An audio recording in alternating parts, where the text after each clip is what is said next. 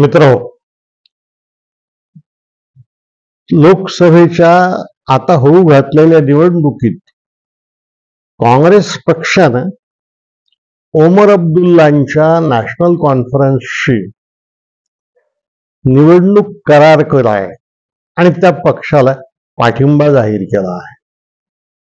त्यामुळे त्या पक्षाच्या रूपानं आणि त्यांच्या सोबत काँग्रेस काश्मीरात आहे. पण भारतीय जनता पक्ष काश्मीरात एकही जागा लढवत नाही आणि तो कोणत्याही पक्षाबाबत खुलेपणानं बोलत नाही. जे कोणी या देशाला मानतात त्यांना मत द्या एवढंच सांगून तो पक्ष गप्प राहिलाय. त्याचा कोणताही नेता तिकडे फिरकला नाही आणि तिकडे जात नाही. एका बाजूला 370 कलम रद्द केल्यामुळं आम्ही त्या देशाला, संबंध प्रदेशाला आपल्याशी जोडून घेतलेला आहे असा हा पक्ष सांगतो. दुसऱ्या बाजूला काश्मीर हे माझ्या हृदयात आहे आणि आमचं कमळ तुमच्या सगळ्या सरोवरांमध्ये आहे असं त्यांनी अलीकडे एक भाषण केलं. आणि त्यानंतरही काश्मीरात उमेदवार उभं करण्याची किंवा त्या प्रदेशात निवडणुकीच्या प्रचाराला जाण्याची मोदींसकट त्या पक्षातल्या एकाही नेत्याची हिंमत होत नाही. ही गोष्ट त्यांचं राजकारण फक्त 370व्या कलमाबाबतचं असो का आणखी काही, किंवा त्यांच्या धर्म श्रद्ध किंवा धर्मग्रस्त राजकारणाचा परिणाम असतो. पण हा चमत्कारिक म्हणून समजून घेतली पाहिजे. परवा नागालँडच्या 6 जिल्ह्यातल्या लोकांनी मतदान केलं नाही याविषयीची आपण चर्चा केली. आता एका राज्यावर या देशातला राज्यकर्ता पक्ष पूर्णपणे निवडणुकीबाबत दुर्लक्ष करत असेल आणि त्यात आपला एकही उमेदवार उभा करत नसेल तर त्याचा अर्थ आपण नीट समजून घेतला पाहिजे. आणि तो समजण्यासाठी काश्मीर त्याच्या इतिहासासकट समजून घेतलं पाहिजे. सामान्यपणे काश्मीरची चर्चा आपल्या देशाच्या राजकारणामध्ये जी होते ती तो प्रश्न समजून घेण्यासाठी होत नाही किंवा तो प्रश्न कसा सोडवायचा याविषयीच्या उत्तराबाबतची होत नाही. काश्मीर विषयीची सगळी चर्चा कोणत्या ना कोणत्या नेत्याला दोष देण्यासाठी होत असते आणि सामान्यपणे ती नेहरूंना दोष देण्यासाठी होत असते. कारण नेहरूंच्या मुळे काश्मीरात होणारं युद्ध थांबलं अशी अत्यंत खोटी आणि प्रचारी भाषा भाजपचे लोक आणि त्यांचे उजव्या बाजूचे साथीदार फार आरंभापासून बोलत आलेले आहेत.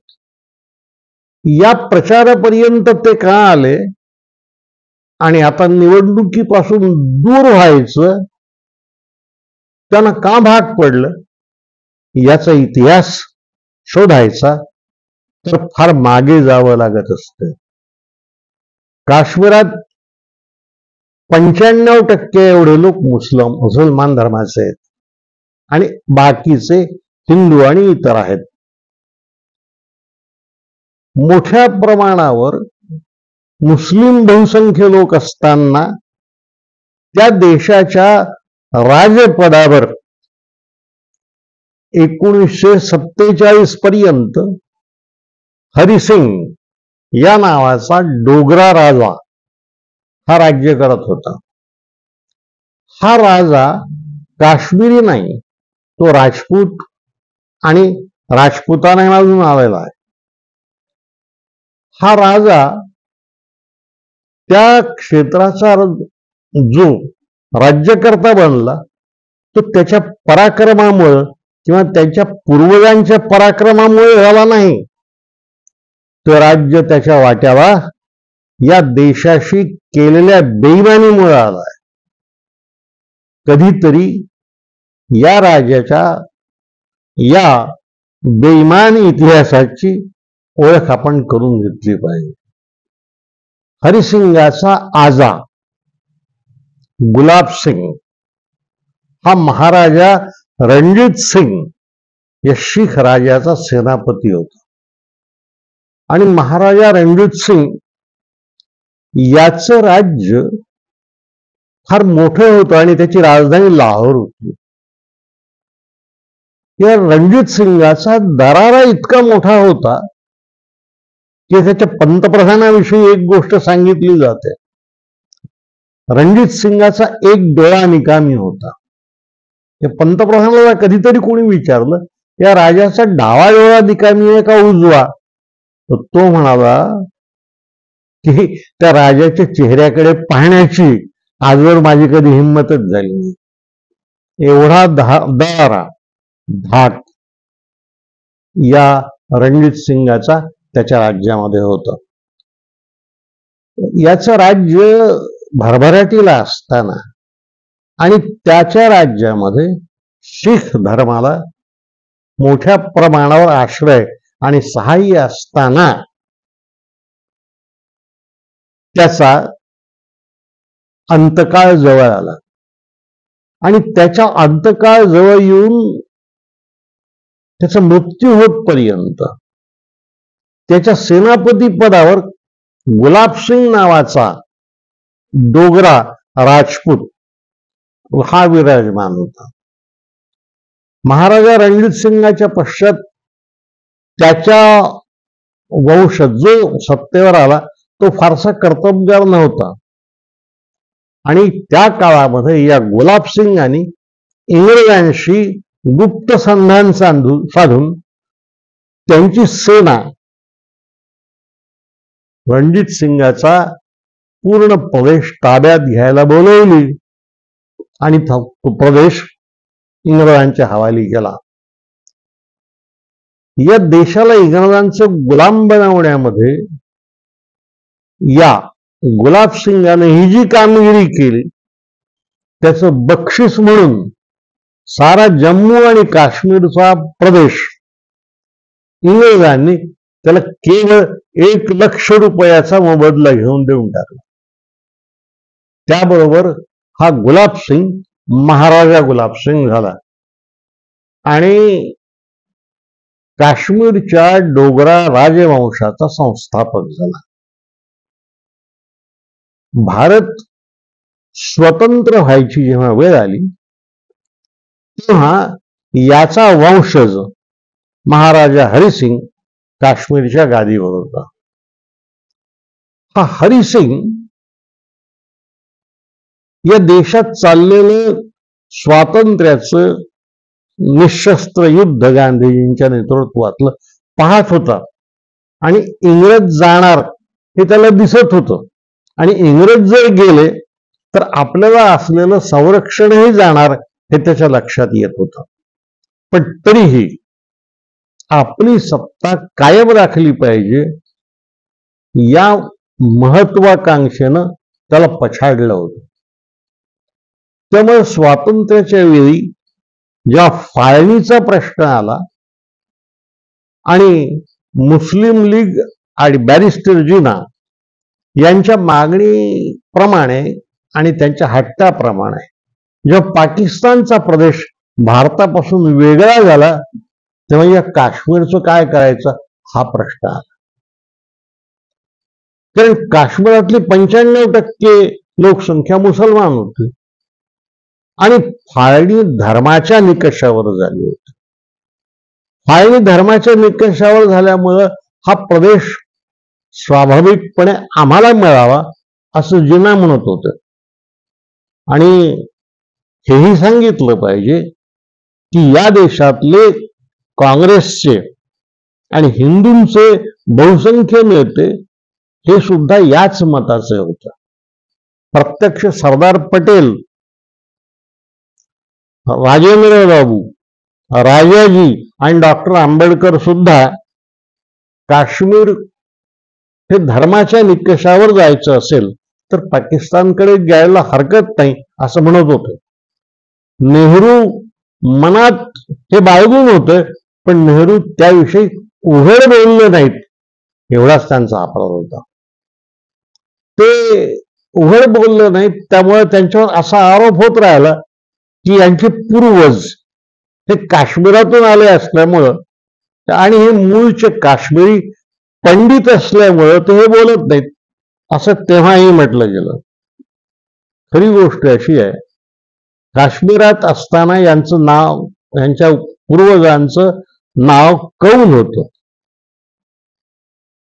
त्या पूर्वजांपैकी एकाला तेव्हाच्या बहादूर शाह जंग नावाच्या दिल्लीच्या बादशहाने त्याच्या विद्वत्तेसाठी दिल्लीला बोलवलं आणि दिल्लीला बोलवून त्याला दिल्ली एक जागा दिली, त्याला घर बांधून दिलं आणि आपल्या दरबारामध्ये सामील करून घेतलं. हा जो कौल नावाचा नेहरूंचा पूर्वज आहे, याला जे घर दिलं ते एका नहराच्या काठावरचं होतं. ते नहराच्या काठावरचं म्हणून यांचं नाव नेहरू झालं. पूर्वी ते कौल आणि नेहरू असं लिहायचे, पुढे गौल गळलं आणि मग ते नेहरूच झाले. नेहरू म्हणजे नहराच्या जवळ राहणार आहे. ते यासाठी बोलत नव्हते की या देशाची आपल्याला जबाबदारी घ्यायची आहे आणि ते आपल्यावर येणार आहे त्यांना दिसत होतं. त्यामुळे ते काश्मीर बाबत बोलत नव्हते. बाकीचे नेते जे बोलत होते ते सुद्धा फार उघडपणे बोलत नव्हते, कारण तसं बोलणं हे देशाविरुद्ध जाणार होतं. पण मनातून अनेकांच्या मनामध्ये हे होतं. प्रत्यक्ष या देशाची जेव्हा पाहणी झाली तेव्हा काश्मीर सोडून बाकीचा वायव्य सरहद्द प्रांत, पश्चिम पंजाब आणि सिंध हे प्रांत पाकिस्तानात गेले. तिकडे पूर्व बंगाल पाकिस्तानात गेला. काश्मीरमध्ये महाराजा रणजित सिंग होता आणि त्याचं संस्थान होतं आणि इंग्रज सरकारने आपलं संस्थान कोणत्या राज्यात विलीन करायचं, भारत की पाकिस्तान, याविषयीचा निर्णय घेण्याचा अंतिम अधिकार या संस्थानिकांना दिला होता. तेव्हा तो अधिकार हरिसिंगाकडे होता आणि हरिसिंग हा भारतातही आपलं राज्य विलीन करायला तयार नव्हता आणि त्याला पाकिस्तानातही जायचं नव्हतं. त्याची इच्छा काश्मीर स्वतंत्र राखण्याची आणि त्याला स्वतंत्र राष्ट्राचा दर्जा मिळवून स्वित्झर्लंड वगैरे सारखं बनवण्याची आणि त्याचं राज्य आपल्या हातात ठेवायची, आपल्या वंशजांच्या पुढे ताब्यात ती पुढे जायची, अशी महत्वाकांक्षा होती. त्यामुळे त्यांनी फाळणीच्या वेळी भारत आणि पाकिस्तान या दोन्ही देशांशी एक स्टँड स्टील करार केला. म्हणजे 2 वर्षपर्यंत याविषयीचा निर्णय घेण्याचा अधिकार मला असू द्या, तोपर्यंत तुम्ही या बाबतीत मला कोणताही आग्रह करू नका, अशी ती भूमिका होती. हा करार या दोन्ही देशाच्या राज्यकर्त्यांनी, म्हणजे तिकडे जिनांनी आणि आपल्याकडे नेहरूंनी मान्य केला. याच काळामध्ये निजामचंही संस्थान असंच स्वतंत्र राहिलं होतं. बाकीची सगळी संस्थानं भारतात विलीन झाली होती, तिकडे पाकिस्तानाच्या क्षेत्रातली पाकिस्तानात विलीन झाली होती. काश्मीरच्या संस्थानाचा प्रश्न सर्वस्वी वेगळा होता आणि निजामचा वेगळा होता. निजामाच्या राज्यात प्रजा हिंदू आणि राजा मुसलमान. काश्मीरामध्ये प्रजा मुसलमान आणि राजा हिंदू अशी स्थिती होते. हा राजा निर्णय घेत नव्हता आणि पाकिस्तानातला मुस्लिम प्रजाजन जो आहे हा तेव्हा फारसा आणि आताही फारसा हिंस्त्र नाही. काश्मीरात लोक पूर्वी प्रामुख्याने बौद्ध होत, त्याआधी ते हिंदू होत. ते मुसलमान धर्मामधल्या सुफी संतांच्या शिकवणुकीमुळे मुसलमान, आणि सुफी संतांची शिकवणूक आपल्या मराठी संतांच्या शिकवणीसारखीच आहे, फक्त ते इस्लामवर आधारित आहे. आणि त्यामुळं हरिसिंग आणि त्याचं राज्य त्याला सुरक्षित वाटत राहिलं आणि आपण हे राखू शकू अशी इच्छाही त्याच्या मनामध्ये होती. पण त्याचा एक दुष्टपणा असा होता आणि त्याच्या अगोदरच्या राजांचाही, त्याच्या वंशाचा असा की त्यांनी काश्मीरामध्ये राज्य केलं, पण राज्य करताना प्रशासक म्हणून काश्मीरातली माणसं घेतली नाहीत. राजस्थानामधून आपल्या डोगरा जमातीची माणसं आणली आणि ती ठिकठिकाणी बसवली. तर प्रशासन डोगऱ्यांचं, राजा डोगरा आणि प्रजा मुसलमान अशी ही स्थिती होती. त्यामुळं काश्मीरचा प्रश्न फार बिकट होता आणि तो कसा सोडवायचा, तो स्टँडस्टील अग्रीमेंटमुळे पुढे ढकलणं आवश्यक होतं आणि भारतानं आरंभी ती भूमिका घेतली. पण भारताने ही भूमिका घेतली तरी पाकिस्तानने ती भूमिका घेतली नाही. त्यांना ते राज्य तात्काळ आपल्या देशामध्ये सामील करून घ्यायचं होतं. त्यामुळं 22 ऑक्टोबर 1947 या दिवशी जिनांनी पाकिस्तानामधली आपली सेना टोळ्यांच्या रूपानं काश्मीरात पाठवली. या ठिकाणी एक वास्तव जे कोणीही सांगत नाही आणि आपल्या इथल्या सुशिक्षकांनीही कधी विचारात घेतलं नाही, ते हे असं आहे की या देशाची जेव्हा फाळणी झाली तेव्हा ती केवळ प्रदेशाची झाली नाही, ती याच्या तिजोऱ्यांची झाली, ती यातल्या खजिन्याची झाली, त्याच वेळी ती या देशाच्या सेनेची सुद्धा झाली. आपण स्वतंत्र झालो तेव्हा भारताचं एकूण सैन्य 5 लाखांचं होतं. त्यातले 2,20,000 पाकिस्तानात गेले, 2,80,000 आपल्याकडे राहिले. आपल्या देशाची स्थिती तेव्हा अशी होती की आपल्या सैन्याचा फार मोठा भाग निजामाच्या राज्याच्या सीमेवर आपल्याला ठेवणं भाग होत. काही भाग नागालँड आणि मिझोरामकडे ठेवणं भाग होतं. भोपाळ भोवती सीमा ठेवणं भाग होतं. कारण भोपाळमध्ये सुद्धा जो संस्थानिक होता त्याची महत्वाकांक्षा पूर्णपणे शमली नव्हती. या स्थितीत पाकिस्तान आणि भारत या दोन्ही देशांचं सैन्यबळ सारखंच होतं हे लक्षात घेतलं पाहिजे.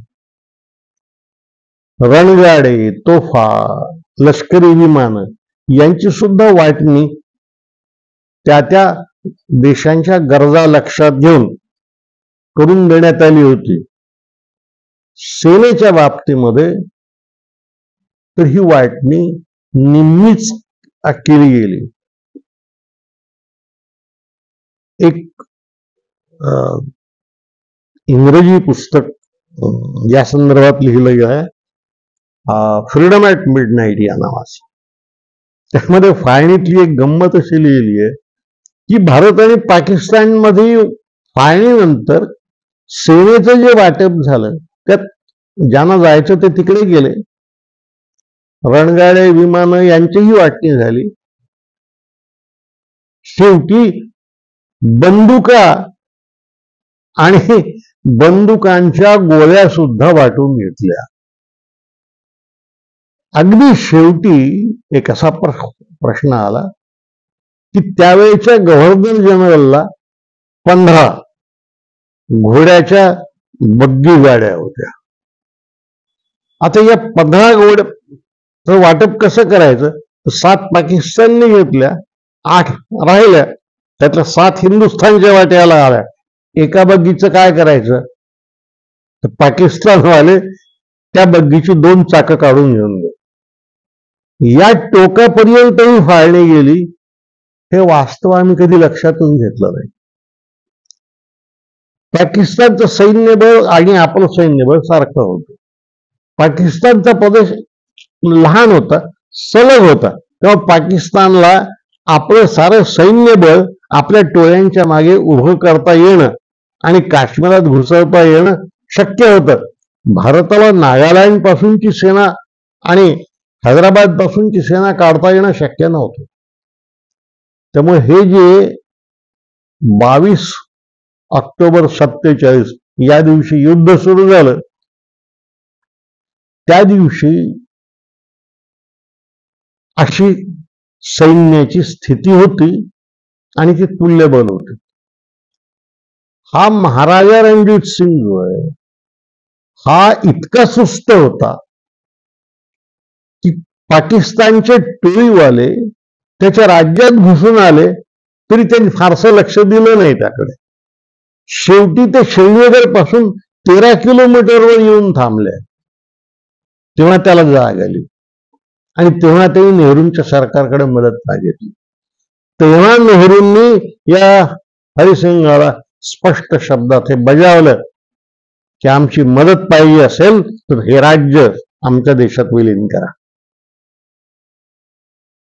अन्यथा मी काहीही मदत करणार नाही, माझं सरकारही मदत करणार. त्यावेळी नेहरूंचं सारं सरकार पटेलांसकट त्यांच्या मागे उभं राहिलं.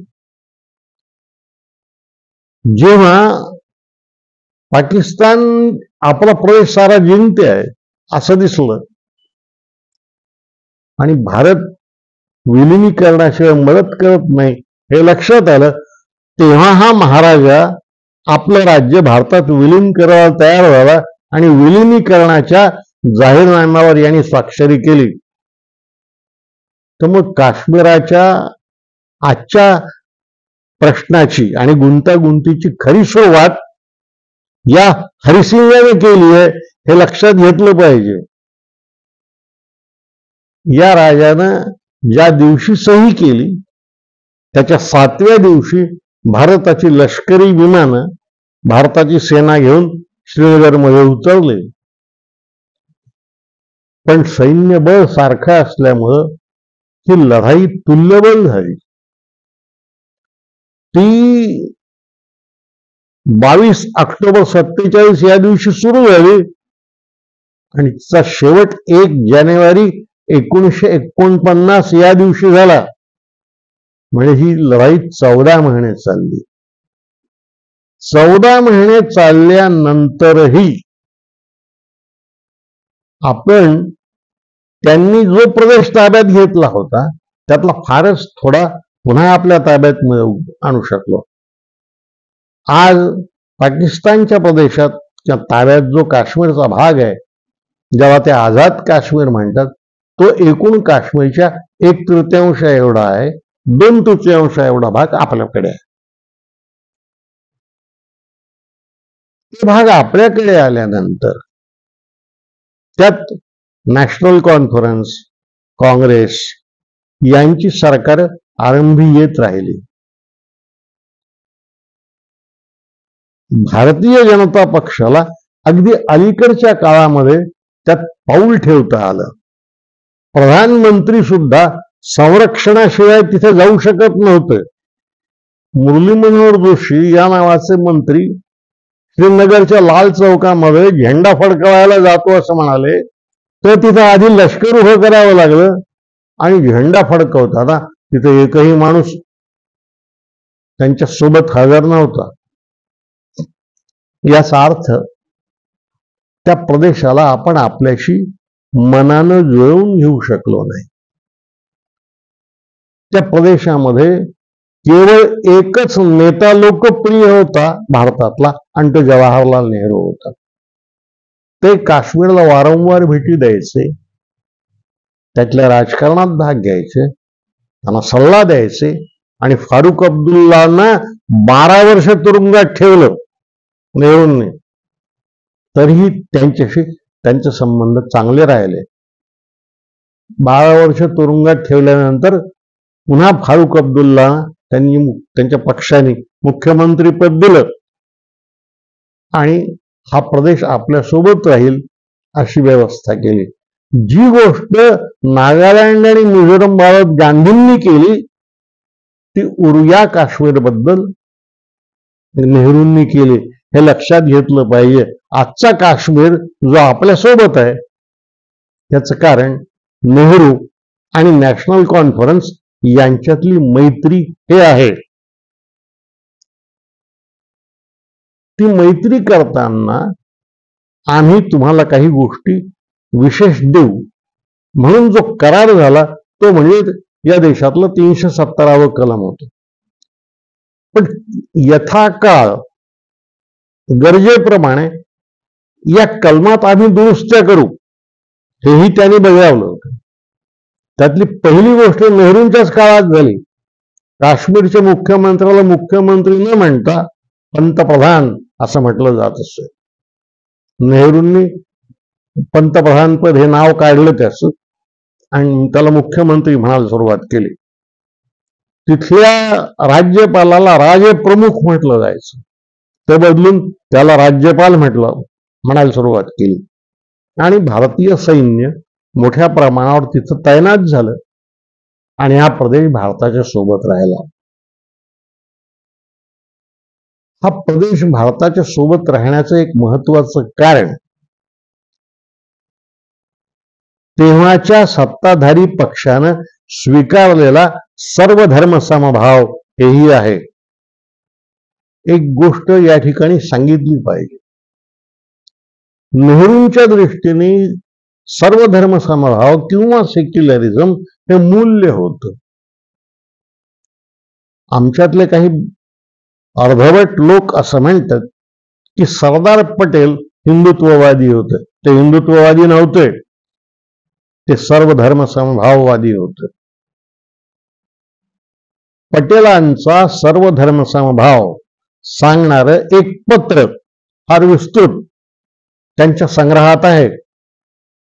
ते प्रकाशितही आहे. B.M. बिर्ला या नावाच्या उद्योगपतींनी त्यांना एक पत्र लिहिलं होतं. त्या पत्रात त्यांनी असं म्हटलं होतं की मुसलमानांनी मागितला तर आपण पाकिस्तान दिला, आता उरलेल्या भागाला आपण हिंदुस्थान म्हणायला काय हरकत आहे. त्याला सरदार पटेलांनी जे उत्तर दिलं आहे ते किमान या देशातल्या साक्षरांनी समजून घेतलं पाहिजे.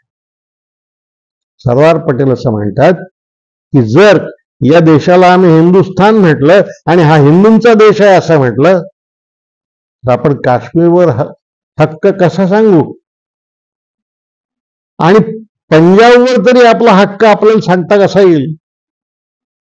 नागालँड, मिझोरम हेही प्रदेश मग आपले राहणार नाहीत.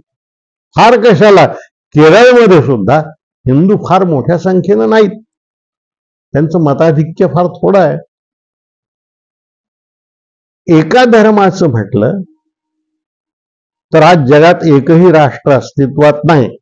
मध्य पूर्वेतले मुसलमान देश सोडले तर. पण त्यातही आता मोठ्या प्रमाणावर अन्य धर्माचे लोक आलेले आहेत. पण तेव्हाची गोष्ट ही आहे, हे सरदार पटेलांनी म्हटलं आहे की या साऱ्या प्रदेशावर आपल्याला आपला हक्क सांगता येणार नाही. हे प्रदेश आपल्याशी जोडून घ्यायचे असतील तर आपल्याला सर्व धर्मसमभावाचीच भूमिका घ्यावी लागेल. या ठिकाणी नेहरू आणि पटेल यांच्यामधला फरक एवढाच आहे की नेहरूंना सर्व धर्मसमभाव किंवा सेक्युलरिझम हे मूल्य म्हणून हवं होतं. पटेलांना ते हा देश एकत्र राखण्यासाठी म्हणून आवश्यक वाटत होतं. ही तेव्हाची गरज आहे, ही तेव्हाची स्थिती आहे. यामुळं याचा दोष काश्मीर च्या बाबतचा नेहरूंना, पटेलांना किंवा काँग्रेस पक्षाला देऊन चालणार नाही. आणि ते देणं हे कमालीचं अन्यायकारक तर आहेच, पण त्यामागे अतिशय दुष्ट असं राजकारण आहे. आणि ते राजकारण हिंदू मुसलमानांमध्ये पुन्हा एकदा पूर्वीच्या द्वेषाची भावना जागवणं आणि त्यांच्यामध्ये वैर उत्पन्न करणं हे आहे. ही गोष्ट संघाचे लोक फार पूर्वीपासून करत आले. त्यांना यश मिळालेलं 1990च्या दशकामध्ये अडवाणींच्या रथयात्रेनंतर लक्षात आलं. पुढे यांचा हिंदुत्ववाद हा जास्तीत जास्त धारदार आणि मुस्लिम विद्वेषही तेवढाच टोकाचा होत गेला. पहिल्यांदा यांनी गंगेचं पाणी विकलं, मग रामाच्या मंदिराच्या विटा विकल्या आणि पुढे रथयात्रा काढून बाबरी मशीदच पाडली. ज्या दिवशी बाबरी मशीद पाडली त्या दिवशी या देशामध्ये झालेल्या दंगलीत किमान 1100 माणसं मरण पावली. या घटनेचा हिंदू मानसिकतेवर जो परिणाम व्हायचा तो व्हायचा, पण मुस्लिम मानसिकतेवर काय परिणाम झाला असेल याची कुणी दखल नाही घेतली. पुढे वाजपेयी पंतप्रधान असताना आणि गुजरातच्या मुख्यमंत्री पदावर मोदी असताना त्या राज्यामध्ये 2000 मुसलमानांची कत्तलच झाली आणि शेकडो स्त्रियांवर बलात्कार झाले. त्यात गर्भवती स्त्रियांवर बलात्कार झाले, हेही लक्षात घेतलं पाहिजे. या देशामधल्या जनतेत आणि सरकारात पूर्वी नसलेला मुस्लिम द्वेष असा वाढलेला दिसला, तेव्हा त्याचा सर्वात अधिक परिणाम आणि अतिशय विषारी परिणाम काश्मीरातल्या जनतेतही होणार होता आणि तसा तो झाला. मग घुसखोर वाढले, मग तिथला हिंसाचार वाढला, मग तिथल्या पंडितांना घालवण्याचे आणखी प्रयत्न झाले. हे सगळे ते पूर्वीही होत होते, पण पूर्वीपेक्षा नंतरच्या प्रमाणात फार मोठ्या प्रमाणावर झाले. त्याच काळामध्ये तिथल्या मुस्लिम माणसांनी हिंदूंना संरक्षण देण्याचंही काम केलेलं देशानं पाहिलं. पण संबंध हिंदुस्थानामध्येच मुसलमानांविषयीचा विद्वेष पसरला जातोय, ही गोष्ट काश्मीरी जनतेपासून लपून राहणार नव्हती. ती जगाच्या लक्षात जिथं आली तिथं त्यांच्या लक्षात कशी येणार नाही, त्यांच्याही ती लक्षात आली. कधीतरी एक गोष्ट लक्षात घेतली पाहिजे की काश्मीरामध्ये सामान्यपणे दर महिन्याला एक 25 ते 30 लोक घुसखोर म्हणून मारले जातात. पाकिस्तानचे हस्तक म्हणून मारले जातात किंवा पकडले जातात. हा प्रकार किती वर्षांपासून सुरू आहे? त्याला काही दशकं झाली. आणि आपली भाषेची गंमत अशी आहे आणि आपल्या वर्तमानपत्रांची गंमत अशी आहे की आपल्याकडली माणसं मेली किंवा मारली गेली तर ती शहीद झाली असं आपण म्हणतो. तिकडली मारली गेली तर ते घुसखोर आहेत असं आपण म्हणतो. आणि ते शहीद आहेत की घुसखोर आहेत हे पाहायला कोण जातं? कोणीच जात नाही. जे सरकार सांगेल ते ऐकायचं. त्यामुळं गेल्या 30-40 वर्षामध्ये काश्मीरातली किती तरुण माणसं मारली गेली असतील याची आपण कल्पना केली पाहिजे.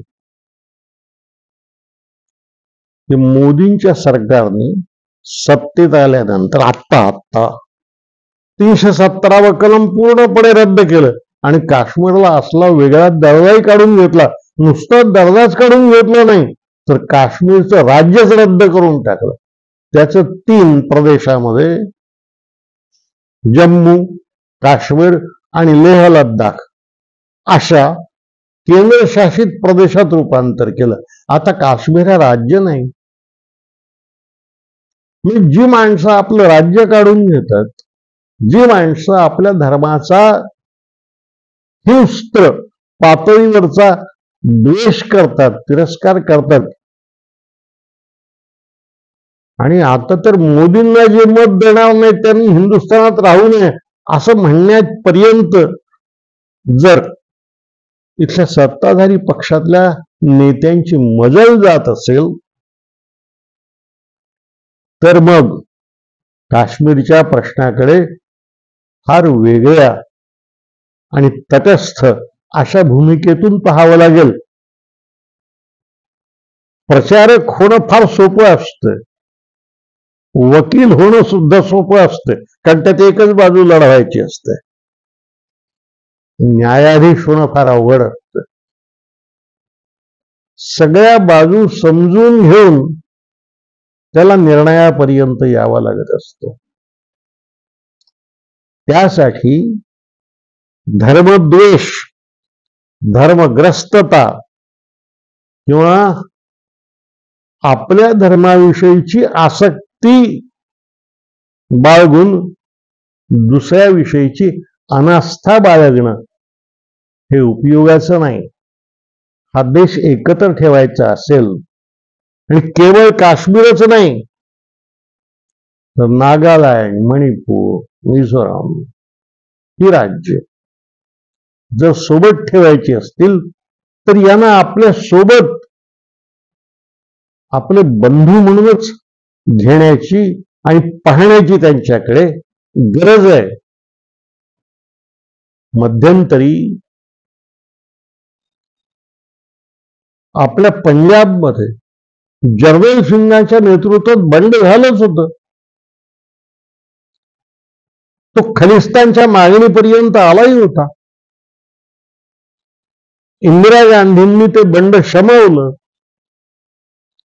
आणि नुसतं शमवलं नाही तर तिथल्या लोकांशी स्नेह साधला आणि पंजाबात पुन्हा एक वार अकाली दलाला हटवून निवडणुकीत आपलं पक्षाचं सरकार आणलं. काश्मीरच्या बाबतीत काश्मीरमध्ये काँग्रेसची सरकार अनेकदा होती. काश्मीर आणि नॅशनल कॉन्फरन्स यांची ही सरकार होती. आता त्या ठिकाणी नॅशनल कॉन्फरन्स हा पक्ष काँग्रेसच्या मदतीनेच निवडणूक लढवतोय. भाजप मात्र साऱ्या काश्मीरात एकही उमेदवार लढवत नाही, तो उभा करत नाही. या मागचं कारण काश्मीर सक्तीनं ताब्यात आला असला तरी मनानं जवळचा करता आला नाही हे आहे. आणि हे सरकारचं यश सांगणारं प्रकरण नाही, विजय सांगणारं प्रकरण नाही, ते अपयश आणि पराभव सांगणारं प्रकरण आहे. हे यश किंवा अपयश यांचा विचार करताना या दोन्ही गोष्टींचा केवळ सरकारवर लक्ष केंद्रित करून चालणार नाही. आजवरच्या राजकीय पक्षांनी राजकारणाला जोडून जे धर्मकारण आणण्याचा प्रयत्न केला त्यांच्या प्रचार यंत्रणांचं, त्यांच्या पक्ष संघटनांचं आणि त्यांनी ज्यांच्या मानसिकता घडवल्या त्या वर्गाच्या मानसिकतेचाही विचार या संदर्भात होण्याची गरज आहे. लोकसभेच्या निवडणुका समोर आहेत. या निवडणुकांचा निकाल पुन्हा धार्मिक विद्वेषाच्याच बाजूने जर गेला तर मग काश्मीर, मिझोरम, मणिपूर यात काय होईल याचा विचार करता आला पाहिजे.